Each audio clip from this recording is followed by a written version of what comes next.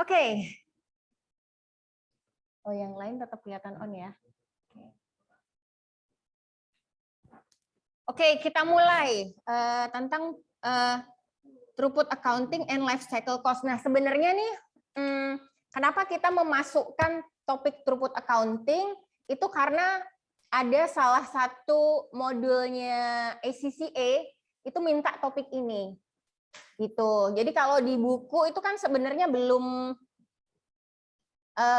begitu banyak dibahas. Tapi kalau di penelitian throughput accounting itu udah lumayan berkembang ya, udah lumayan mulai ada gitu. Jadi kalau kalian nanti kepikiran penelitian di topik akuntansi manajemen, mungkin salah satunya ini throughput accounting.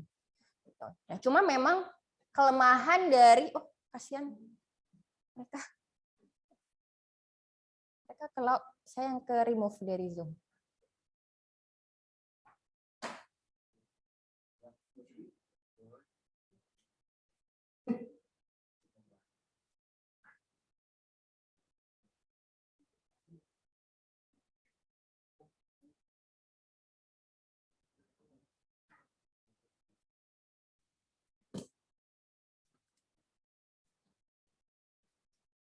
Oke, saya sudah masuk kembali.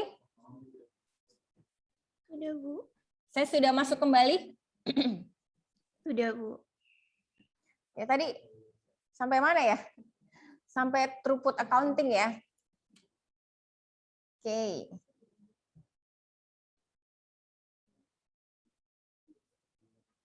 Nah, seperti yang sudah saya bilang tadi, kalau di textbook memang terkait throughput accounting ini masih limited, tapi kalau di jurnal-jurnal penelitian itu udah banyak.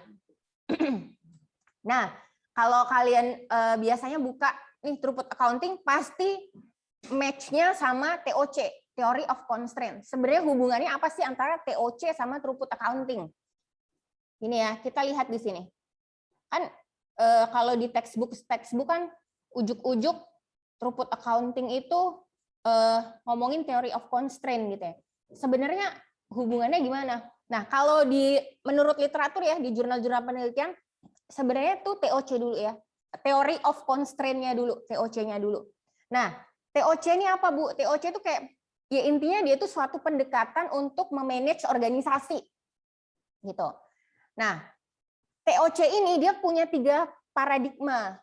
Paradigmanya itu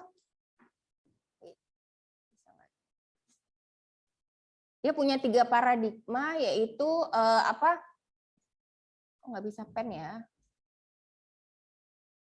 Saya hide. Oke, pokoknya 3 paradigmanya gini deh. Itu ada logistik, ada pengukuran kinerja secara global, sama proses thinking. Nah, yang paradigma yang kedua ini, yang pengukuran kinerja secara global, ini diidentifikasi sebagai throughput accounting.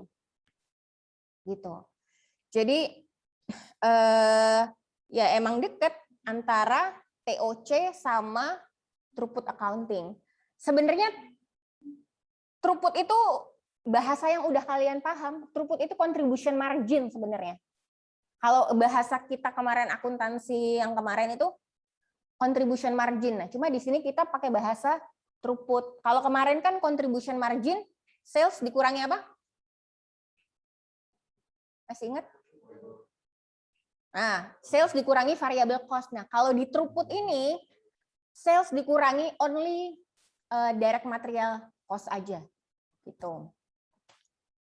Nah, tadi kan si TOC ini salah satu paradigmanya kan diidentify sebagai throughput accounting kan. Nah, dia ini punya 3 pengukuran. Throughput contribution, investment, operating cost. Nah, kalau intinya sih sebenarnya di TOC ini, di throughput accounting, intinya tuh kita mau meningkatkan throughput, terus menurunkan investment, dan menurunkan operating cost. Bahasa gampangnya investment itu inventory. Operating cost itu kalau di bahasa akuntansi kita yang kemarin, bahasa akuntansi tradisional, operating cost itu fixed cost. Gampangnya kayak gitu. Oke, sampai sini dipahami.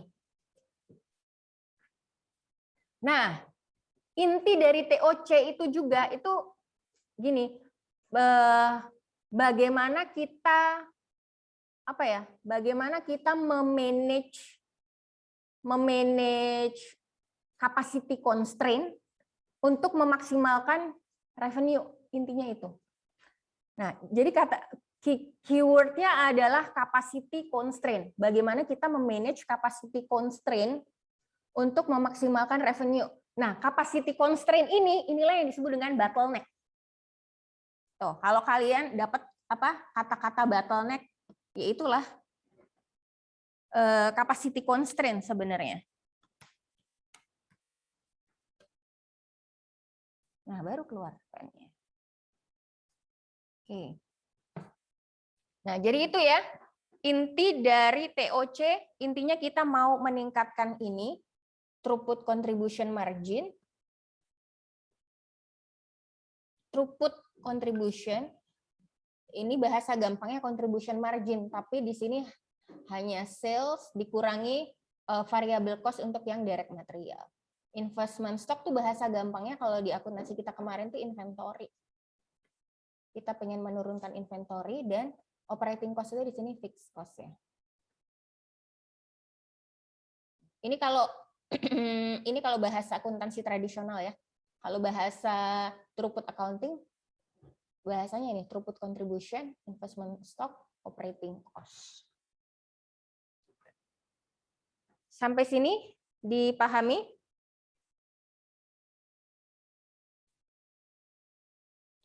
Tadi keywordnya apa? TOC adalah maintain capacity constraint. Nah, capacity constraint itulah yang disebut dengan bottleneck. Nah, di sini kan kalian ketemu kata-kata bottleneck. Nah, intinya kan bottleneck itu ya bagaimanapun perusahaan kan pasti akan menemukan bottleneck ya ke limited capacity lah. Kita akan menemui constraint terkait kapasitas. Tapi bagaimana kita memanage bottleneck ini tapi tetap untuk tujuannya adalah memaksimalkan laba, memaksimalkan throughput ya, bahasanya di sini untuk memaksimalkan throughput. Gitu. Nah, kemudian ini cara untuk memanage bottleneck. Ini ada step-stepnya. Yang pertama kita merecognize bahwa kita harus kenal dulu bottleneck-nya di mana. Itulah, identify dulu ini bottleneck-nya di mana ya. Ada yang bilang bottleneck itu pasti constraint, tapi kalau constraint itu belum tentu bottleneck. Karena kalau bottleneck itu nanti efeknya di throughput-nya itu loh. Kan kita ngomongin throughput accounting, pokoknya bottleneck itu nanti efeknya di throughput. Nah, kemudian setelah kita paham bottleneck-nya di mana, kemudian kita mencari sumber dari bottleneck untuk mengidentify sumber daya dengan large quantity yang mungkin bisa dikerjakan. Nanti maksudnya gimana? Nanti kita lihat waktu kita contoh soal ya. Nah, kemudian kita harus bisa memaksimalkan bottleneck. Kita harus bisa memaksimalkan bottleneck. Jadi kalau misalnya bottleneck kan gini, saya kapasitas produksi kamu 1000 unit per month. Ya udah, kalau bisa 1000 unit itu jangan sampai ada spoilage, jangan sampai ada kerusakan. Pokoknya kamu kapasitasnya 1000 ya kalau bisa yang terjual itu juga 1000. Itu kita harus memastikan bottleneck-nya itu sibuk lah. Jadi itu nggak ada kesempatan kamu kehilangan throughput. Gitu. Kemudian step yang terakhir kita take action untuk meningkatkan bottleneck efisiensi dan capacity. Nah, ini take action-nya kita kasih contoh nih. Di sini ada nggak ya? Nah, contohnya ini nih. Ada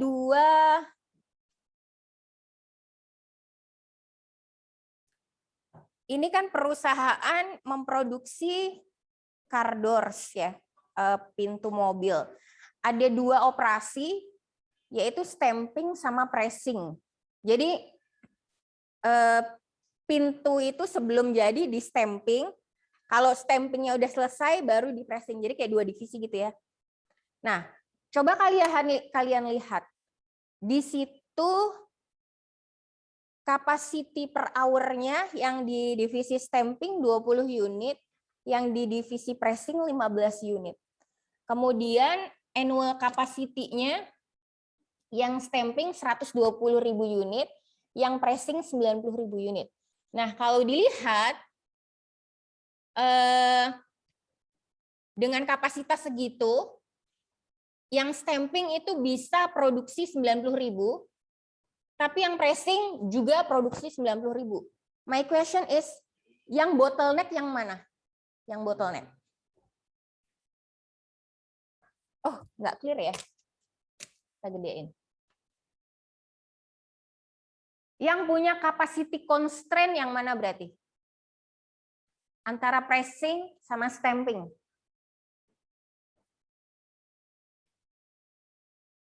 Yang punya limited capacity. Yang bottleneck. Ya? Stamping or pressing? Pressing ya. Pressing dong.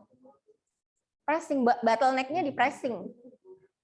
Kalau stamping kan dia produksi kapasitasnya 120. Dia bisa produksinya 90.000. Jadi masih memungkinkan lah dia ada waste, ada spoilage gitu. Nah, kalau yang di pressing itu amit-amit, jangan sampai kita waste spoilage gitu. Karena demand-nya 90.000 unit nih.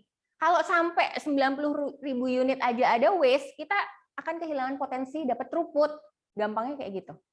Dipaham ya yang dimaksud dengan bottleneck. Oke. Kemudian kita udah tahu bottleneck-nya di pressing. Oke, kita identify. Nah, sekarang bagaimana kita memanage bottleneck ini? Kemudian di sini diketahui bahwa masing-masing pintu itu akan dijual 100 euro, direct materialnya 40. Berarti potensi throughput-nya itu 60 per pintu ya. 60 euro per pintu. Kemudian apa lagi nih? Oke. Nah, ini kan yang ditanyain apa yang harus dilakukan untuk relief bottleneck constraint at pressing operation. Nah, ternyata banyak alternatif untuk perusahaan untuk relief dari bottleneck constraint ini. Yang pertama adalah eliminate idle time. Eliminate jam-jam nganggur gitu. Jadi kalau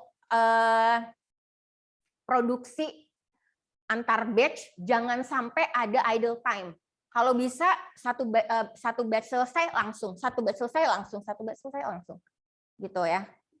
Jadi jangan sampai ada waktu yang nganggur.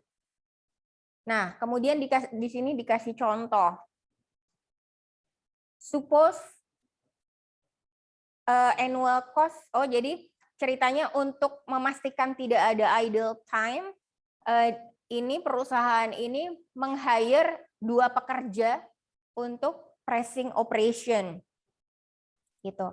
Kemudian mereka ini dengan mempekerjakan 2 pekerja ini akan menghasilkan kos 48.000. Yang ditanyain, nah tapi kos yang 48.000 itu menghasilkan bottleneck output-nya 1.000 unit per year. Berarti ada tambahan 1.000 unit per year.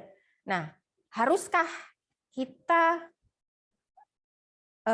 mempekerjakan pekerja ini? Kita pakai yang kemarin waktu kita belajar incremental analysis. pakai atau enggak, accept or reject gitu kan ya. Nah, ini kita bandingin mana yang memberikan throughput yang lebih besar dibandingkan cost dibandingkan benefitnya. Kalau dibandingkan benefitnya, kita bisa dapat potensi laba ya, potensi throughput lebih banyak ya, 60.000 kan. Kalau misalnya ini kan kita hanya nambah 48.000 cost, tapi kita punya potensi dapat throughput berapa? 60.000 ya. 60.000 dari mana? 1.000 dikali throughput per unitnya 60. Gitu. Jadi benefit melebihi dari cost-nya, berarti why not? Why not kita mempekerjakan 2 pekerja lagi untuk memastikan tidak ada idle time. Sampai sini dipahami? Will? Oke. Next. Yang kedua, process only those part or product that increase sale and throughput contribution.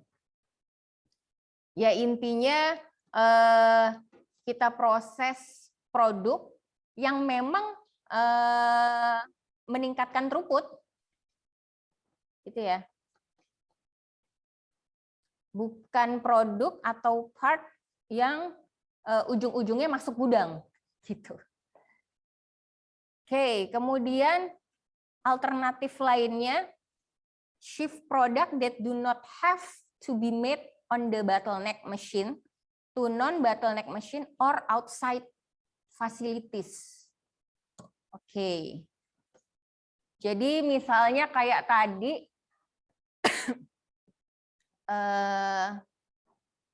ini nih. Misalnya ya, si stamping bisa berproduksi lebih dari 90.000 unit. Nah, tapi kan si divisi kita, divisi pressing nggak bisa nampung kan? Karena kapasitasnya hanya 90.000. Ya udah, sisanya bisa kita pressing di perusahaan luar. Gitu kan? Iya, kita nih contoh di sini shift product that do not have bla bla bla. Oke.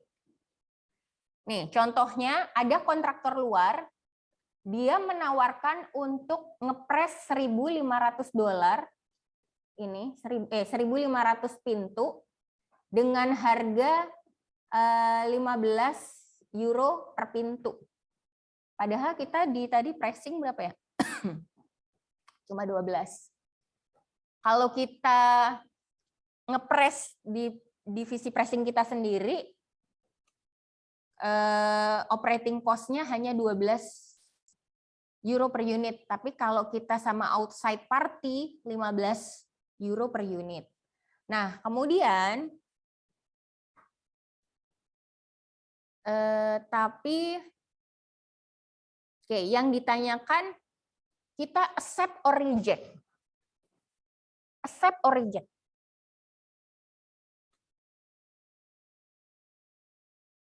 Kalau saya di papan tulis kalian kelihatan nggak?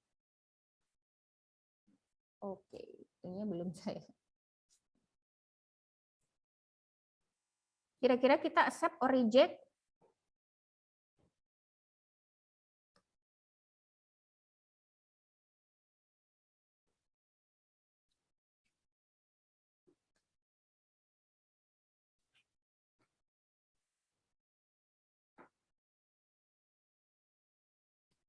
Nggak kelihatan juga ya di papan tulis. Oke. Silau.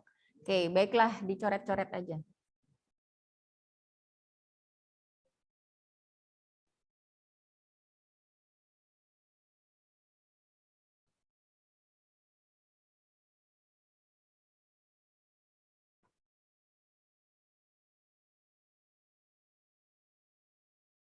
Oke, tadi dapat tawaran dari kontraktor luar,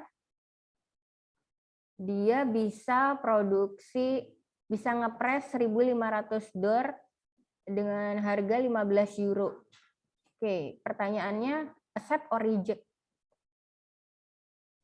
Kita pakai cara zaman kita belajar tactical decision. Nah, bisa ditulis lagi.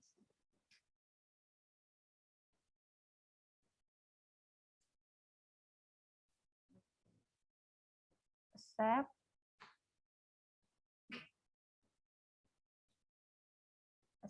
or reject. Potensi dapat throughput-nya 1.500 kan ya, kali 60 kan, throughput per unitnya kan 60. Berarti berapa ini?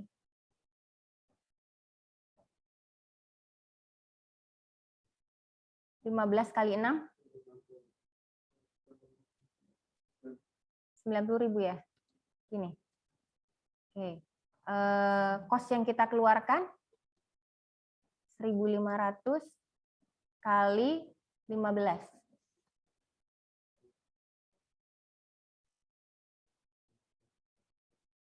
Dua. Gini. Oke. Berarti berapa?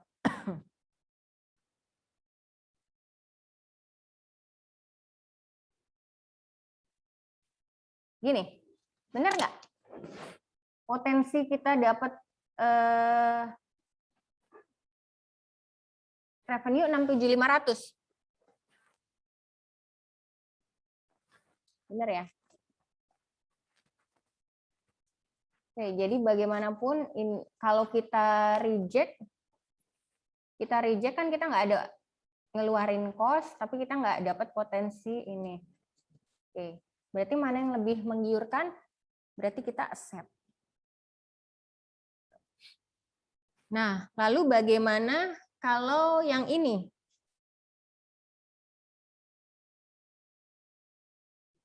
Yang ini, kontraktor lain offer to stamp 2.000 door dari direct material bla bla bla. Harganya 6 euro per door. Padahal cost kita tuh 8 euro per door kalau di divisi kita sendiri. Kalau kasusnya penawaran outside party-nya bukan di bottleneck tapi di non bottleneck. Di non bottleneck kan tadi yang di stamping ya. Kira-kira kita accept or reject? Accept or reject? Tawaran buatin stamping tapi dari outside party, tapi untuk yang divisi yang stamping. Kita ambil nggak? Kenapa nggak kita ambil? Kenapa? Udah ada cadangannya. Lebih tepatnya, ngapain kita ngambil dari outside party? Wong kita masih punya kapasitas, ya kan? Kapasitas kita 120. Kalau kita pakai nggak pakai, fixed cost-nya kan tetap sama toh? Fixed cost-nya tetap sama. Kalau kita pakai outside party malah justru kita nambah kan? 2.000 kali berapa tuh harganya? 6. Gitu. Jadi ya yang perlu kita maksimalkan itu yang di bottleneck. Gitu loh. Kalau yang di non bottleneck ngapain justru nambahin cost. Gitu ya. Ingat, inti dari TOC adalah meningkatkan throughput, menurunkan inventory, dan menurunkan operating cost. Sampai sini dipahami?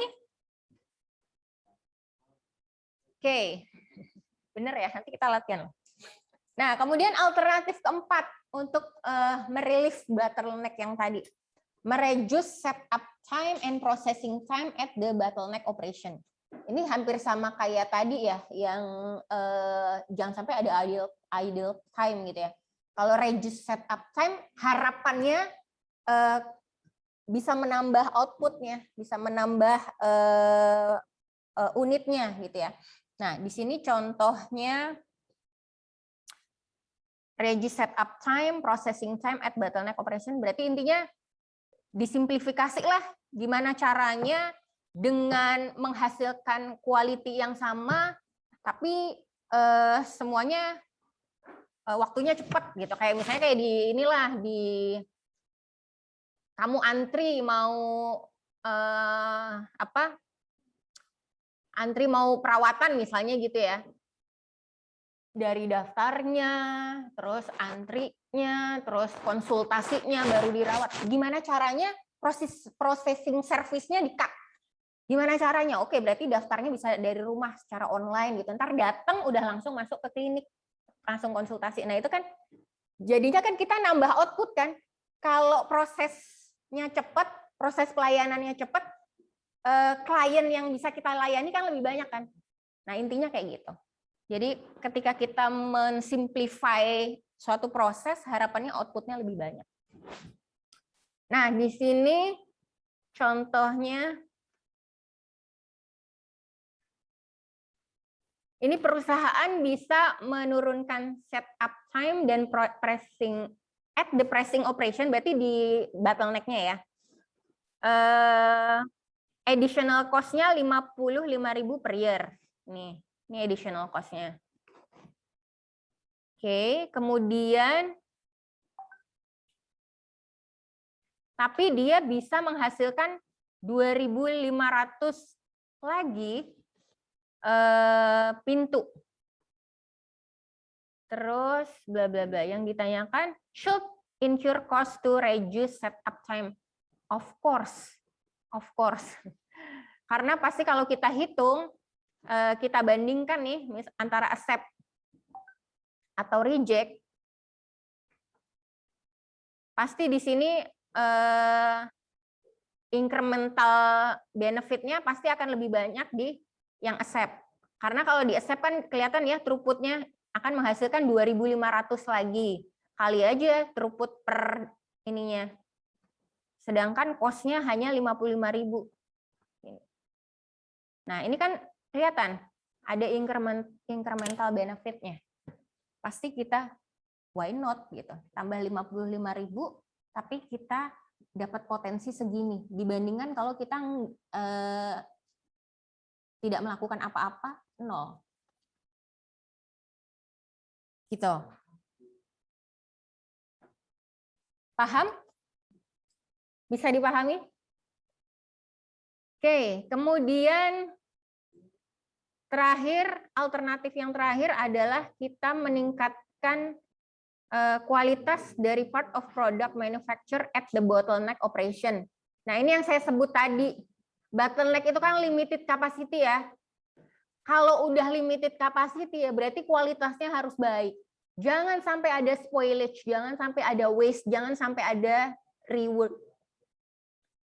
Kalau kamu kapasitasnya 90.000, ya 90.000 itu harus jadi produk yang bisa dijual.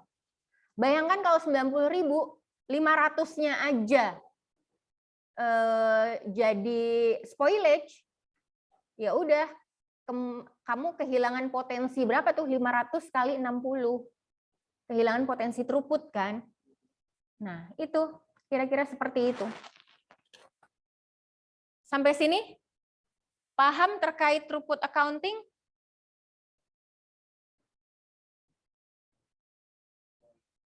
Jadi kalau di perusahaan itu kan untuk membuat sesuatu dibutuhkan banyak bahan, banyak part, dan dilakukan oleh berbagai macam divisi, gitu kan ya. Nah, di throughput accounting ini diharapkan perusahaan itu paham bottleneck-nya di mana nih, gitu. Kalau misalnya di divisi A, divisi B, divisi C, itu kan misalnya kalau di proses accounting kan untuk sampai divisi C kan harus selesai dulu di divisi B, gitu kan. Nah, ini harus paham bottleneck-nya di mana. Itu loh maksud kita belajar ini tuh gini. Jadi paham bottleneck-nya di mana, jadi kita manage. Oke, bottleneck-nya di sini. Berarti apa yang harus kita lakukan? Gitu untuk memanage ini. Tujuannya tadi throughput-nya naik, inventory turun, fixed expense turun. Dapat gambarannya? Oke. Karena bottleneck-nya kan juga bisa divisi, bisa juga dari bahan-bahannya kayak gitu kan. Kita latihan dulu terkait bottleneck. Ini bukunya tuh agak terpisah-pisah ya. Yang ini kita pakai buku Bimani. Nanti topik lain pakai buku apa. Tuh, jadi kita latihan dulu yang buku Bimani. Coba dibuka buku Bimaninya.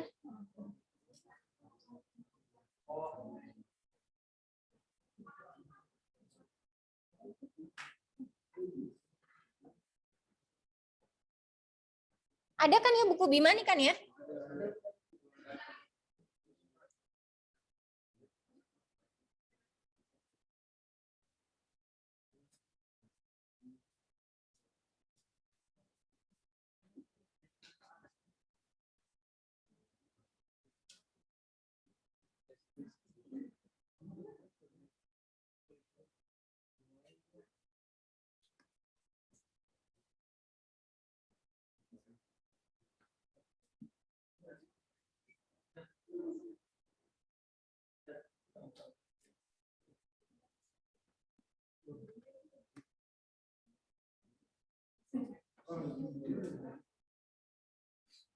Buku Bimani chapter 21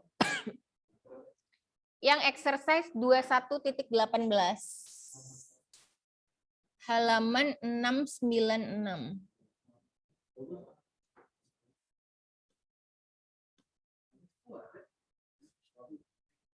Buku Bimani. Bimani. 21.18.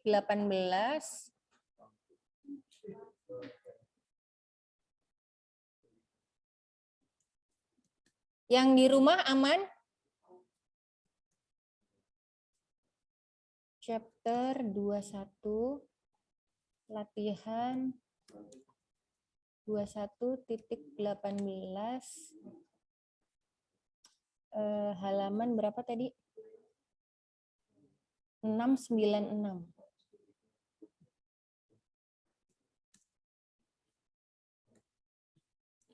Oke.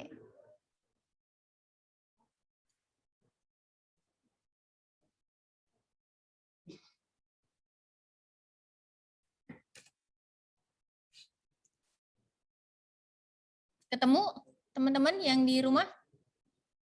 Bukunya? Ketemu, Bu.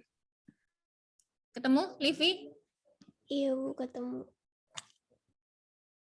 Jadi kita pakai 4 buku ya.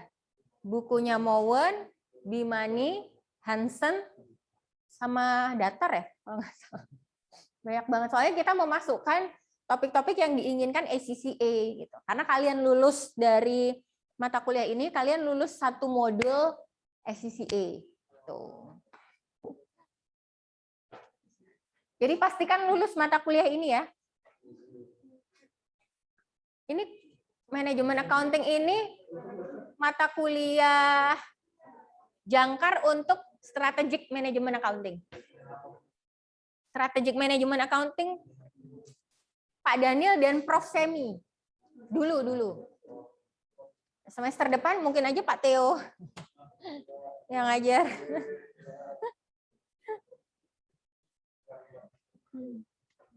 Strategic management accounting itu di semester 7.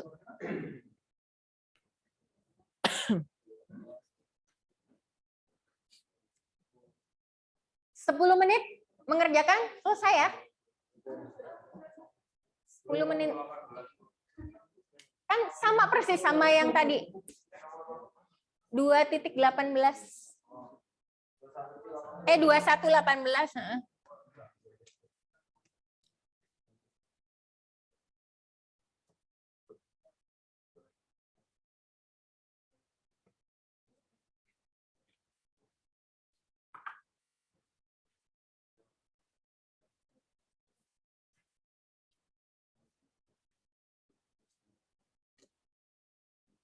Saya pause dulu, nanti ingetin buat record lagi ya.